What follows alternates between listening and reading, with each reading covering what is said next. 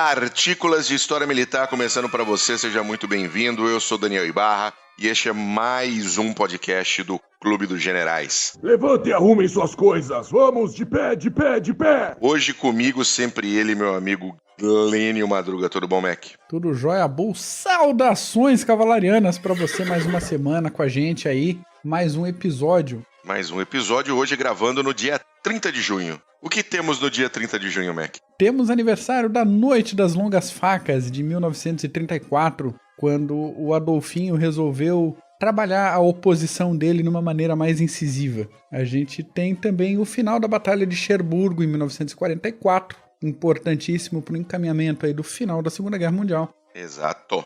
E em 1959, um F-100 Super Sabre da Força Aérea Americana, proveniente da base aérea de Kadena, em Okinawa, esborrachou-se do lado de uma escola de ensino básico, matando 11 alunos e 6 moradores da região ali, da vizinhança. Que merda. Que merda, exatamente.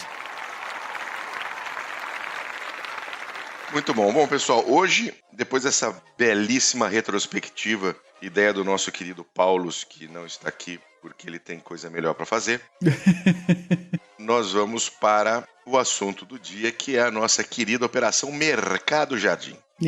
Comumente conhecida como Market Garden. É uma operação que ocorreu ali em setembro de 44 e que tinha como objetivo avançar sobre os territórios industriais da Alemanha e acabar a guerra ali até o Natal de 44. Aquela esperança eterna de acabar a guerra antes do Natal, né? Antes do Natal, exatamente. E foi uma ofensiva criada, filha pródiga do Marechal Bernard Law Montgomery, nosso querido Monte, também conhecido, alguns o conhecem também como Monte de Bosta.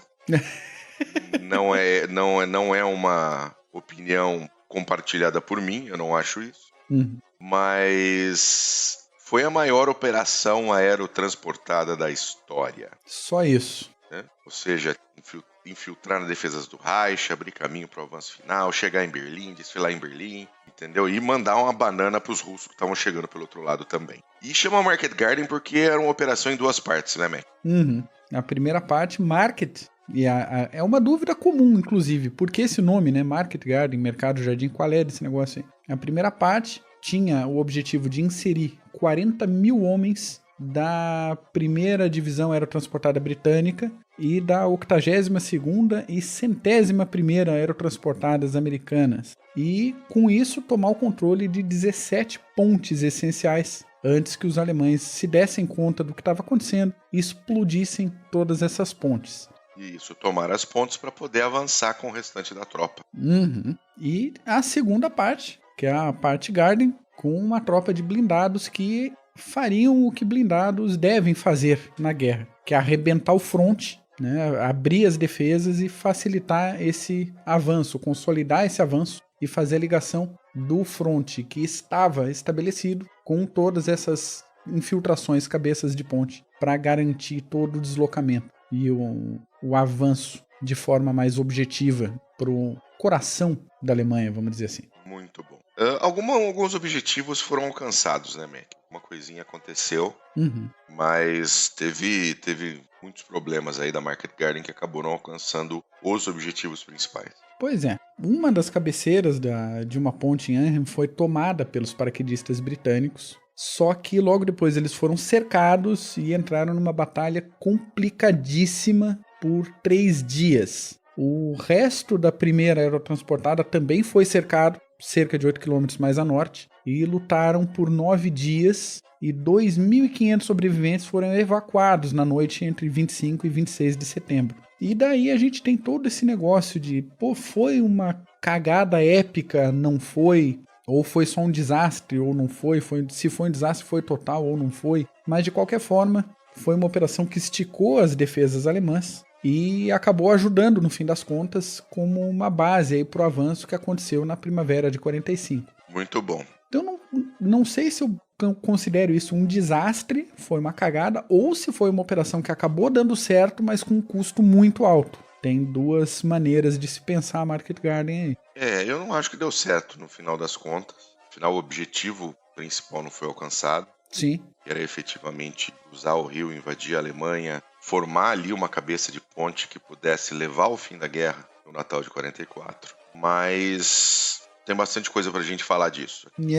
E só fazendo um ganchinho, falou do monte, né? Também a gente falou no último PHM que os conceitos militares de exércitos e de grandes nações normalmente são embasados na experiência da guerra imediatamente anterior, né? Desenvolvimento de doutrina a partir da última grande guerra. Dá para entender toda a prudência do Montgomery a partir da quantidade absurda de perdas que a Inglaterra teve na Primeira Guerra Mundial. Sim. Então, mas ele só avançava quando ele tinha certeza do sucesso? Sim, faz parte do sistema de pensamento de tanta gente, quantidade absurda dos jovens da Inglaterra que morreram na Primeira Guerra Mundial, de tentar evitar esse tipo de baixa. Esse pensamento a gente pode trazer inclusive para antes da guerra, para toda a maneira com que as negociações e os trabalhos com Hitler foram feitos entre 33 e 39, culminando com o Acordo de Munique,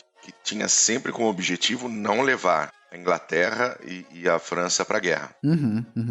Então, todo o foco era esse, apesar de você ter vozes dissonantes, como a do Churchill, dizendo, olha, não tem o que fazer, o pau vai comer de verdade, porque é isso que o Hitler quer. Mas todo o pensamento, inclusive todo o pensamento militar britânico e francês, tinha esse medo, né, de ver aqueles garotos de 17, 18, 20, 21 anos que simplesmente desapareceram, né? Na Primeira Guerra Mundial, você tinha as unidades que eram formadas de acordo com a sua cidade, a sua vila, a sua região. Então você teve pequenas vilas, pequenas cidades na França e na Inglaterra que simplesmente perderam todos os seus homens. A exceção dos garotos muito novos ou dos homens muito velhos. Então você imagina os pais, né? Pais, filhos, irmãos saindo para a guerra e não voltando ninguém. Então isso é um negócio muito sério, é um negócio que traz uma bagagem muito complicada. E então, 20 anos depois a coisa ameaçando acontecer de novo. E com certeza Monte tinha esse pensamento. Acho que todo o comando, todo o generalato, oficialato britânico tinha esse pensamento. Monte foi muito criticado por ser um general que era muito cauteloso, esperava demais. Eu acho que essa cautela levou ele a cometer alguns erros, como depois do dia D, para ele poder tomar Caen, ficou naquela enrolação toda. Mas eu acho o Monte extremamente competente, mas essa é uma daquelas batalhas que parecia fadada a não dar certo, né? A gente vai passar por uns pontos todos aqui de execução, alguns problemas de inteligência, então tem algumas coisas aqui bem interessantes. Mas a gente pode começar com azar, né, Mac? Pois é, azar e sobra de azar, falta de sorte, chame como bem entender, porque praticamente toda operação militar de grande porte precisa de um pouco de sorte aí para funcionar. Não só o planejamento, mas adaptação às coisas que não dá certo. Tem aquela famosa frase de que nenhum plano militar funciona totalmente após o primeiro contato com o inimigo. Exatamente. Nenhum plano militar resiste à sua execução. Exato. E aí temos aí um fator de azar aliado, retomando a atuação dos paraquedistas britânicos, hein, que também se aproximavam para tomar uma ponte na região do Somme e os alemães detonaram a ponte. Isso causou 36 horas de atraso no avanço aliado e obrigou os ingleses a construírem uma ponte tipo Bailey sobre o rio e, evidentemente, alertando toda a tropa de defesa alemã de que tinha um negócio acontecendo na região. A 82ª americana avançando em Nijmegen passou um trabalho bem acima do previsto também, porque de repente topou com a divisão Panzer SS, que, né, estava bem preparada ali no lugar. Ela estava em descanso, se não me falha a memória. A nona divisão Panzer estava em descanso depois de estar no fronte leste. Só que isso não estava nos relatórios de inteligência. Os relatórios de inteligência da região, que teve inclusive ajuda da resistência holandesa, depois descobriu-se que o líder da resistência holandesa jogava para os dois lados, mas não se sabia que a nona estava ali. Que bonito, né? Teve até alguns relatórios de inteligência dando a entender que poderia ter alguém ali, mas nunca houve assim, olha, a nona divisão Panzer está descansando depois de lutar no leste ali. Então, vamos entender melhor como fazer, porque imaginem o seguinte, nós estamos falando de paraquedistas com armas leves, sem blindados, enfrentando uma divisão de blindados alemã experiente, né? Que estava acostumada com coisa bem complicada no Front Leste. Exatamente. Então, cara, é muito, muito complicado. Esse é um dos pontos mais graves que eu acho dentro da execução da Market Garden, que foi a pegar todas as informações necessárias de inteligência. Yeah. Né? Saber exatamente quem está, onde está e como está. E aí não dá, né, cara? Você bota um monte de paraquedista com arma leve para enfrentar uma divisão Panzer, eles ainda aguentaram bastante. Aguentaram 3 dias, aguentou bem. E teve o lado do alemão também, né? Que o azar não pega para um lado só. Deixaram umas brechas aí na defesa, brechas que permitiram os britânicos tomar a cabeceira da Ponte Henry, ainda no dia 17 de setembro. E chuva pesada, falta de vigilância, sentinela cochilando. Esse conjunto de falta de atenção permitiu a evacuação daqueles 2.500 ingleses da primeira aerotransportada debaixo do nariz dos alemães. Também tenso, né? Pensar isso para a defesa alemã. Como assim escapa 2.500 camaradas sem ninguém ver? Exatamente. Bom, a gente teve também complicações no comando e na execução da operação em si, né? Você tinha mais de 1.500 aeronaves que foram disponibilizadas para a movimentação de todo esse pessoal, né? Ou seja, você está lançando paraquedistas atrás da linha inimiga, basicamente. E não foi suficiente. Pois é, era muita gente, né? Aí organizaram 2 cargas para 82, 2 cargas para 101 e 3 cargas para a primeira britânica. E outra coisa difícil, o transporte do pessoal tinha que ser feito durante o dia, porque aparentemente os americanos não eram muito bons em voos noturnos, não tinham uma instrução completa o suficiente. Não era, obviamente, não era uma questão de capacidade, né? Era uma questão muito mais de instrução e experiência. Isso. Um voo noturno, porque você imagina, estamos falando da década de 40, né? O radar é um pico verde na sua tela, né? Você tem que seguir uma onda de rádio, você tem que seguir E de dia você consegue ainda ter alguma referência à noite, se não tiver lua, negão. É um breu do cacete. Pois é, e foi o caso. Foi um período de lua nova, então não tinha nada de iluminação natural. E tanto paraquedista quanto os pilotos dos planadores não tinham referência nenhuma. Daí junta isso com falta de equipe de navegadores, falta de equipe de solo, de manutenção.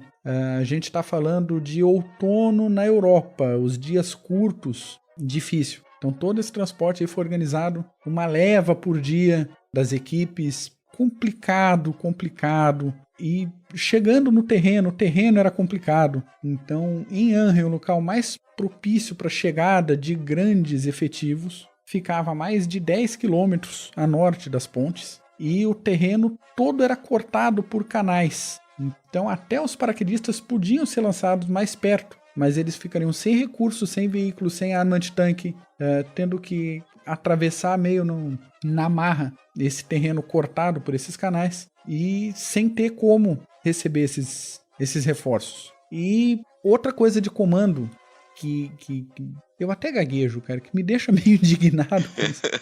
Aquelas briguinhas de ego. É de fuder, né? Porque toda a parte britânica da operação cabia à RAF. Isso até que os coturnos afundassem no barro da Holanda. E daí pra frente a coisa era com o exército. Só que a RAF não queria alterar os planos iniciais, não queria adaptar os planos. Queria repetir uma operação mais ou menos como foi feita no dia D. Então, se nem dentro das forças aliadas eles conseguem se conversar para fazer o negócio funcionar redondinho, uma operação desse tamanho fica muito difícil de funcionar. Será que não teve uma certa soberba depois do dia D, cara? É muito provável. A gente está falando só de 3 meses de intervalo. Porque, veja só, os aliados, quando os Estados Unidos entraram na guerra, foi feita uma cadeia de comando conjunto, um Estado-Maior conjunto, exatamente para não cometer os erros que os alemães cometiam. Alemão fazia uma coisa, italiano fazia outra, romeno fazia outra, finlandês fazia outra, ninguém se conversava. E olha que eles tinham um Estado-Maior, né? Exato. Conjunto. Os alemães tinham, mas assim, cada um fazia o que queria, pau no cu do outro. Com os aliados, existia um comando centralizado, existia um Estado-Maior centralizado, eles se conversavam e normalmente dá certo. O dia D foi uma operação de uma complexidade absurda que deu certo. De repente, para a Market Garden, existiu uma certa soberba de que, já conseguimos o dia D, que foi muito pior, agora vai ser, lindinho, melzinho na chupeta. Pé nas costas. Pé nas costas, então ninguém já fica, eu não quero fazer isso. vai dar certo assim, acho que eu não quero fazer aquilo. E fica essa merda, entendeu? E quem toma no cu é o bisonhão que tá lá de Thompson na mão, Exatamente. enfrentando o Tiger. Fazendo o salto de paraquedas, ele igual um caixote, né? Sai do C-47 e cai onde o vento sopra. Exatamente. E, de repente, tá de frente com a 9ª Panzer. Olha que beleza, né? É difícil. Falando um pouquinho dos alemães, os alemães foram muito eficientes em reagir à chegada dos paraquedistas. Pois então, eles reagiram em menos de 2 horas, a partir do primeiro toque no chão dos ingleses. De uma forma geral, as defesas alemãs reagiram à Market Garden em 3 horas e meia. Isso fez o isolamento das tropas aliadas um negócio muito rápido, e houve um desdobramento de unidades que estavam na Holanda e na Alemanha, isso seguido de um reposicionamento geral do efetivo. Para ter noção da dimensão dessa eficiência e dessa movimentação e de como funcionou o comando alemão enquanto o comando aliado estava patinando, tropas de blindados e de infantaria que estavam a 200 quilômetros de distância chegaram para os combates em 24 horas. Isso coloca um pouquinho de água no chope dos aliados, mas tem alguns atores que comentam que isso é muito como colaboração da resistência holandesa em transmitir também informações para os alemães do que estaria acontecendo neste momento. Naquela operação, né? Muito dessa questão de vazamento de informações se deve a um sujeito chamado Christian Lindemans. Ele era o líder da resistência holandesa, tinha de um apelido assim bem tranquilinho, era King Kong, né? E não se tem assim muita certeza se ele efetivamente dava as informações de livre e espontânea vontade, se havia um monitoramento, coisa horrível. Um monitoramento um pouco mais forte da Gestapo, mas cara, ele teve um papel essencial em garantir que as defesas alemãs estivessem mais prontas do que deveriam. Né? Como você acabou de falar. De repente, 24 horas, divisões que estavam a 200 km, pum! Né? Chegaram para dar combate aos aliados. Então, muito se deve ao fracasso da Market Garden à questão de inteligência, tanto das falhas que existiam do lado aliado, quanto das informações que eram passadas pela resistência holandesa para os alemães. É esse trabalho de inteligência, de levantamento de informação, é isso aí mesmo. Cada um trabalha do jeito que dá. E tendo a ajuda do King Kong ou não, a informação alemã funcionou, né? Funcionou, sem dúvida nenhuma. Funcionou redondinho. Hoje a gente teve também uma liderança lenta, um planejamento engessado desse processo do lado aliado. De novo, além da confusão e das briguinhas entre os comandantes ali, tinha essa falta de capacidade de adaptação. Normalmente, quando a gente vai ler artigos mais rápidos sobre a operação, um dos motivos apontados como falha da operação foi o fato dos britânicos terem topado com 2 divisões Panzer também. Sim. Só que depois dos combates na Normandia, a 9ª e a 10ª Panzers, somadas, tinham menos efetivo que uma divisão decente, completa. E, além disso, parte do efetivo tinha sido deslocado para a Alemanha para reforço de pessoal e de equipamento. Certo. Então, tinha a 9ª e a 10ª que somadas não davam uma e metade dessa uma ainda estava afastado. Então, o argumento topou com 2 divisões. Calma, menos, relaxemos. Não foi tudo isso. O plano básico dos ingleses era garantir o local de chegada dos paraquedistas e aguardar a chegada da segunda leva, que, como a gente falou no início do episódio, chegaria 24 horas depois. E isso, né, evidentemente, com exceção da primeira brigada paraquedista sob comando de um sujeito chamado General Lethbury. Essa unidade dele deveria se separar imediatamente e avançar direto para Arnhem. O general planejou o lançamento da unidade em diversas frações. Já começa esquisito aí. Já. De forma bem espalhada. Vamos pegar um pessoal que não tem apoio de fogo certo, que não tem suporte de blindado, e vamos botar um monte de pelotãozinho separado aí ao longo dos canais, vai ficar lindo. Vai funcionar. Espalharam os caras e deixaram os caras longe um dos outros. Então nada daquele apoio mútuo que todo mundo que está no chão gostaria de ter. E ele ainda atrasou o deslocamento em mais de 1 hora depois de chegar. Não parece muito a gente aqui ouvindo um podcast em 2019, mas para quem tá chegando de paraquedas e tem que desdobrar para tomar ponte, 1 hora é tempo para caramba, não é mesmo? Para caramba. Depois desse atraso, uma série de indecisões dele fez com que a tropa avançasse e recuasse diversas vezes, e isso cansou o efetivo desnecessariamente e perdeu mais tempo que era precioso para a operação. Complicado. Um outro sujeito que complicou era um tal de Roy Urquhart. Ele tinha experiência zero no comando de paraquedistas, mas era peixe do Montgomery. E peixada a gente sabe como é que funciona, o cara tava lá. Peixada é peixada, né, Mac? É. Então depois de algumas reuniões ali do comando, ele resolveu também não adaptar os planos, nem agir em conjunto com os americanos. Ele resolveu do brilhantismo da cabeça dele partir direto para Arnhem, mesmo com 24 horas de atraso e com 24 horas de preparo dos alemães, que já sabiam tudo o que estava acontecendo. O avanço foi difícil, foi complicado, a retaguarda foi cortada, a tropa foi cercada, e o motivo básico é que esse homem não soube gerenciar as diferenças entre uma operação tradicional e uma operação com elementos aerotransportados. Para quem assistiu Uma Ponte Longe Demais... Assistam, inclusive, se você não assistiu, por favor. Assistam. Assista. Ele foi interpretado pelo Sean Connery. E para o papel de Roy Urquhart, o próprio Roy Urquhart serviu como consultor do filme. Que beleza, hein? E depois da Segunda Guerra Mundial ele participou da emergência Malaya, que a gente já comentou num episódio por aí. Sim. E que a gente tem que voltar a qualquer PHM desse, conversar um pouco mais sobre a emergência Malaya. E aí, para completar esse monte de cocozinhos ao longo da operação, falta de tutano da tropa blindada. Você tá dizendo que eles foram fracos. E eu sou normalmente um defensor da cavalaria, um defensor das tropas blindadas. Você tá dizendo que eles não foram cavalaria, foi uma mularia. Foi. E eu acho o seguinte, eu como representante da melhor arma aqui da cavalaria, eu acho que os primeiros que tem que criticar uma cagada da cavalaria é a própria cavalaria, porque a gente não pode dar margem para infante ter razão. Então a gente tem que fazer a primeira crítica em tempo real. A tropa blindada era o braço da parte Garden, da Market Garden. Sim. Deveria avançar, quebrar a defesa alemã e fazer a ligação entre todas essas inserções de paraquedistas. Isso cabia à Guards Armored Division e à 43ª Divisão, que deveriam fazer essa atravancada, aproveitando um termo cavalariano aqui. Sim. E também normalmente se fala de grande resistência encontrada no caminho, grande resistência essa que não houve. O que houve foi achar que o avanço seria um passeio, porque eles estavam dentro de blindados. Então vamos dividir a cagada aqui. A Guards Armored Division, sob comando do general Alan Adair, deveria encontrar a 101 aerotransportada em Eindhoven. Isso tinha horário. Era às 19h30 do dia 17 de setembro. Como se fosse um encontro romântico, né? É mais ou menos isso.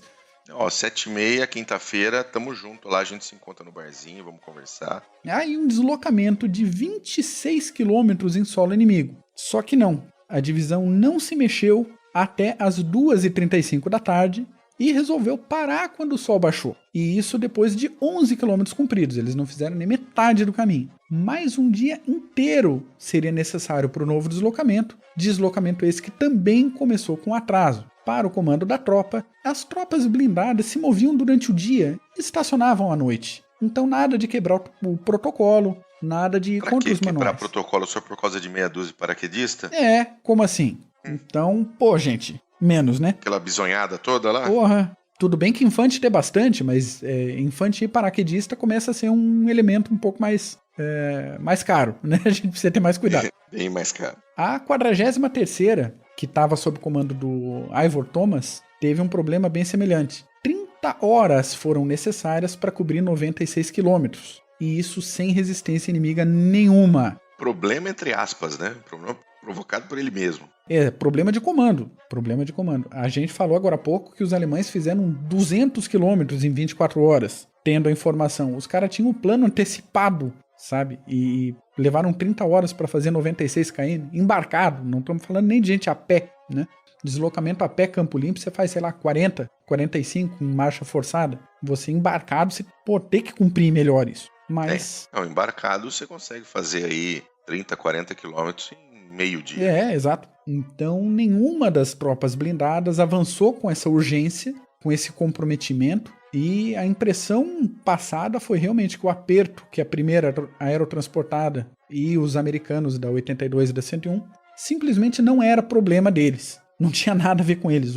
Na cabeça do pessoal dos blindados, o avanço deles eu acho que era um negócio avulso. Passeio não para. É. Então, a origem disso tudo é que os comandantes das divisões blindadas resolveram ignorar solenemente as ordens diretas, fazer o que eles queriam, o que eles achavam que era bonito, que era certo. Muito provavelmente, já que eu tô criticando a cavalaria aqui do pessoal, estavam com o quê? Com o asterisco na mão. Estavam com o brioco. O cano de escape estava apertadinho e eles... O brioquinho estava on hands.